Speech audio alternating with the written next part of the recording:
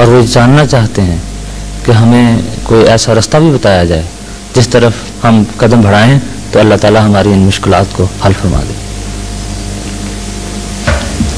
اس کا ان واقعات کا حل ہونا چاہیے، اس میں تو کوئی شک نہیں، لیکن اس حل کو معلوم کرنے کے لیے کس کی طرف رجوع کرنا چاہیے؟ پہلے اس جواب کو تو طے کریں۔ حضرت صلی اللہ علیہ وآلہ وسلم کو عالمی نبی، آخری شریعت والا نبی اور ایسا نبی مان کر جس کا حکم قیامت تک جاری رہے گا اور کوئی ایک شوشہ بھی اس کے حکم کا تبدیل نہیں کر سکتا، اور یہ مان کر کہ چونکہ آپ آخری امت کے نبی ہیں اور قیامت تک آپ کی حکومت چلنی ہے، یہ بھی مانتے ہیں کہ اللہ تعالیٰ نے قیامت تک کے اہم واقعات کی آپ کو خبر دی ہوگی، دی جانی چاہیے، تو پھر اس حل کے متعلق کسی اور کے پاس کیوں جاتے ہیں؟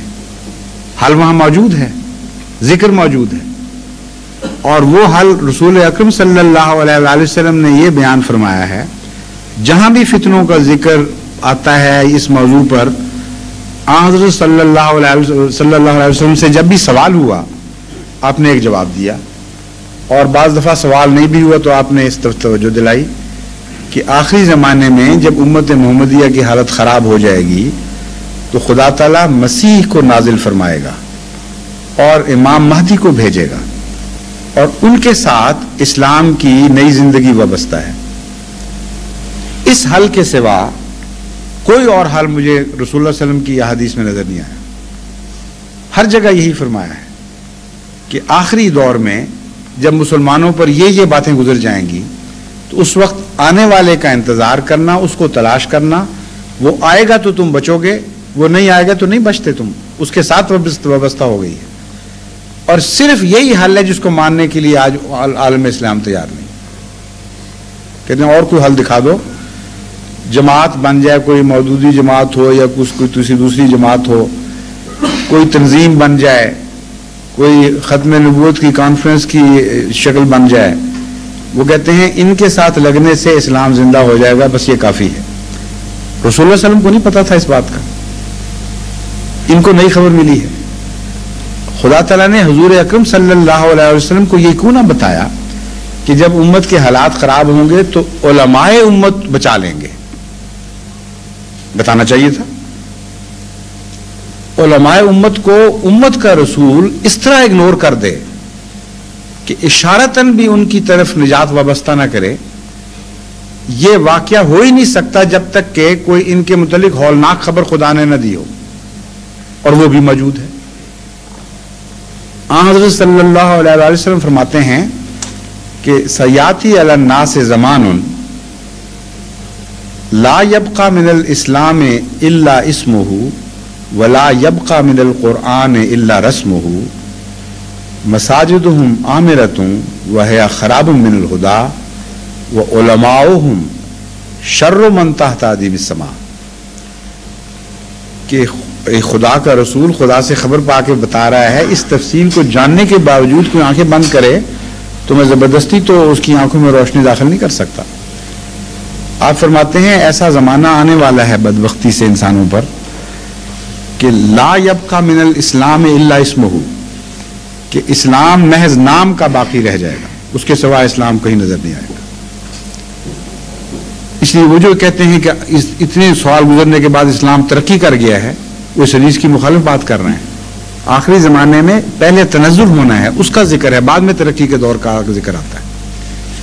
لا یبقى من الاسلام الا اسمہ ولا یبقى من القرآن الا رسمہ، قرآن کریم بھی کتابت کے لیے باقی رہ جائے گا صرف۔ اب جو آج کل آپ پڑھتے ہیں نا اخباروں میں، فلاں زرعی رقم نے قرآن کریم اتنا خوبصورت لکھ دیا، چاندی سے لکھ دیا، سونے سے لکھ دیا، بکری پہ لکھ دیا، پتوں پہ لکھ دیا۔ قرآن کریم نے یہی، رسول اللہ صلی اللہ علیہ وسلم نے یہ پیشگوئی فرمائی تھی۔ کتنے سچے تھے ہمارے آقا، 1400 سال پہلے گویا دیکھ رہے تھے کہ قرآن سے یہ کھیل کھیلے جائیں گے۔ قرآن تو ہے دلوں میں رقم ہونے کے لیے، لوح قلب پر منقش ہونے کے لیے، خون میں دوڑنے کے لیے، مسلمان کی ذات میں ظاہر ہونے کے لیے، اس کی بجائے بس نقش و نگار اور خوبصورت لائبریریوں کی سجاوٹ کے لیے قرآن رہ جائے گا۔ فرمایا لا یبقى من القرآن الا رسمہ، رسم کے لیے ہوگا. مساجدہم عامرتن، یہ نہیں کہ لوگ جب فرمایا کہ لا یبقی من الاسلام الا اسمہ، اسلام کا نام رہ جائے گا، تو فرمایا یہ نہ سمجھنا کہ بظاہر عمل نہیں ہوگا. بظاہر عمل ہوگا، مسجدیں بھری ہوئی بھی دکھائی دیں گی تمہیں، وہ ہے عامرتم من الہدا، لیکن ہدایت سے خالی ہوں گی. خراب من الہدا، یہ ہدایت سے خالی ہوں گی. کیسی عظیم پیش گوئی ہے. اس سے پتہ چلتا ہے کہ قطعی طور پر ایک سچی حدیث ہے، کیونکہ باتیں سچوں والی ہیں، ادائیں سچوں والی ہیں اس حدیث کی. یہ کہہ کر کہ اسلام نام کا رہ جائے گا، حضرت اقدس محمد مصطفیٰ صلی اللہ علیہ وسلم کا دماغ اس طرف گیا ہے کہ لوگ کہیں یہ نہ انتظار کرنے لگیں کہ جب تک اسلام کلیتاً عمل سے خالی ہو جائے اس وقت تک ہم نہ سمجھیں کہ اسلام برباد ہو گیا ہے. فرمایا نہیں، مساجدہم عامرتم وہی خراب من الہدا، ہدایت سے خالی ہوں گی. اس وقت کیا ہونا چاہیے؟ علماء بچائیں گے، ان کا کام ہے نا. پہلے وہ کہتے ہیں ہم محافظ ہیں، ہم رسول اللہ علیہ وسلم کی عزت کے، ناموس کے، اسلام کے محافظ، ہماری عزت کرو، ہم انبیاء کے وارث ہیں. اس لیے پہلے دماغ میں خیال جاتا ہے کہ علماء بچائیں گے. اگلا ٹکڑا سنیں، علماؤہم شر من تحت عظیم السماء. اس زمانے کے علماء آسمان کے نیچے بدترین مخلوق ہوں گے.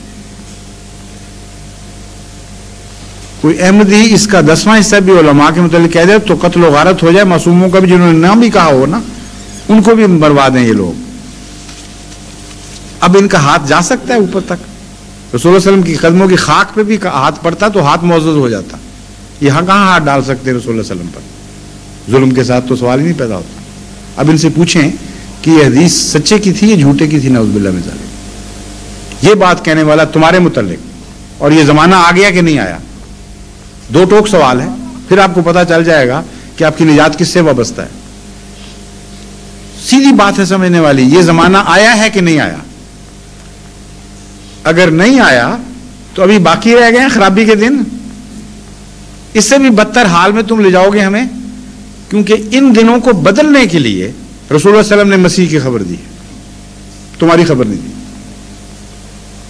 اس لیے یا تو یہ فیصلہ کرو دو ٹوک کہ ابھی اور ذلتیں اور رسوائیاں ہمارے مقدم میں لکھی ہوئی ہیں اور ہم علماء کی حیثیت سے کچھ بھی نہیں کر سکیں گے.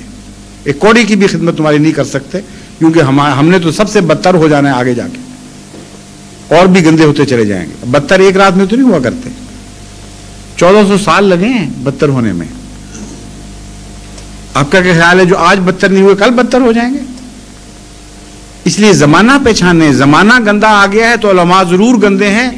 حضرت محمد مصطفیٰ صلی اللہ علیہ وسلم لازماً سچے ہیں، یہ جھوٹے ہوں تو. 1 کروڑ علماء کو بھی جھوٹا سمجھنا میں کوئی گناہ نہیں، لیکن ایک محمد مصطفیٰ صلی اللہ علیہ وسلم کو غلط سمجھنے میں گناہ ہے. اب بتائیے اس کا حل آپ نے کیا فرمایا؟ آپ ہر جگہ یہ فرماتے ہیں کہ مسیح نازل.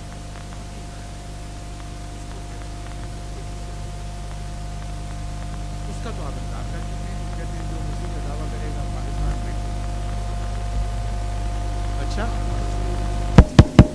آواز بند ہو گئی ہے؟ بند ہو گئے. اچھا اور بھی پیچھے دوستوں کا آواز نہیں آ رہی تھی؟ آ رہی تھی؟ آپ پھر آگے آ جائیے.